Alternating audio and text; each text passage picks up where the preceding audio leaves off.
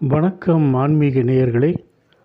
நாம் இப்பொழுது பார்த்து கொண்டிருப்பது கல்லூர் ஸ்ரீ மகாலட்சுமி தேவியின் திருக்கோயில்.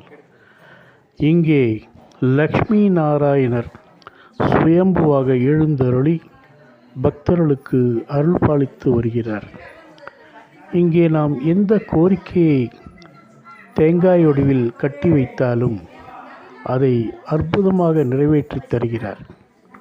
நான் இந்த கோயிலுக்கு சென்ற பொழுது தமது பிரார்த்தனையை நிறைவேற்றிய ஒரு குடும்பம் தங்களது கனவு பலித்ததை எண்ணி மகிழ்ந்து இங்கு அம்பாளுக்கும் மகாலட்சுமிக்கும் பூஜை செய்ததை கண்ணில் நேரில் பார்த்தேன். நான் அந்த கோயில் அர்ச்சகரிடம் கேட்டேன், இந்த தேங்காய்கள் எதற்காக கட்டப்பட்டுள்ளன என்று. எந்த ஒரு அபிலாஷைக்காக நாம் இந்த தேங்காயை கட்டுகிறோமோ அது நிச்சயம் கைகூடும். அது நடந்த பிறகு இந்த கோயிலுக்கு வந்து நாராயணனுக்கும் லக்ஷ்மி தேவிக்கும் தங்களது நன்றியை தெரிவித்து அந்த பிரார்த்தனையை நிறைவேற்றிய பிறகு அந்த தேங்காயை முடிச்சு அவிழ்த்து சுவாமிக்கு சமர்ப்பணம் செய்கின்றார்கள் என்று கூறினார். இது மிகவும் மகிழ்ச்சிக்குரிய ஒரு செய்தியாக எனக்குப்பட்டது. நமது ஆன்மீக நண்பர்களுக்கு எத்தனையோ கோரிக்கைகள் வாழ்க்கையில் இருக்கலாம். நல்ல வேலைவாய்ப்பு, நல்ல கல்வி, நல்ல திருமணம், குழந்தை பாக்கியம், உடல்நிலை சரியில்லாமல் போயிருப்பவர்களுக்கு உடல் ஆரோக்கியம் ஆகியவை திரும்ப பெற இந்த கோயிலுக்கு வந்து பிரார்த்தனை செய்து பலனை அடைந்தவர்கள் பல்லாயிரக்கணக்கான பேர்.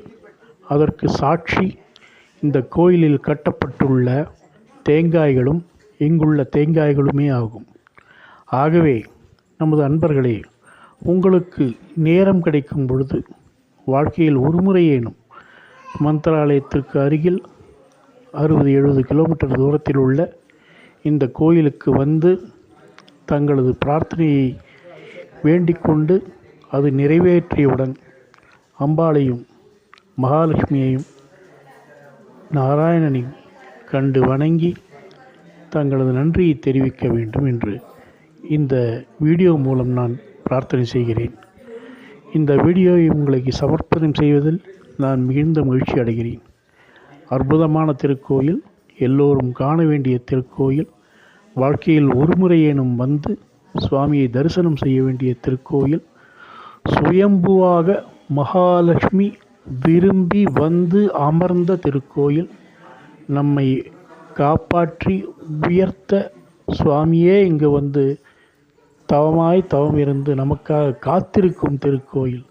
அப்படிப்பட்ட மகாலட்சுமி நாம் அனைவரும் வந்து வணங்கி நமது கடமைகளை நிறைவேற்ற அவரின் ஆசீர்வாதத்தை பெற்று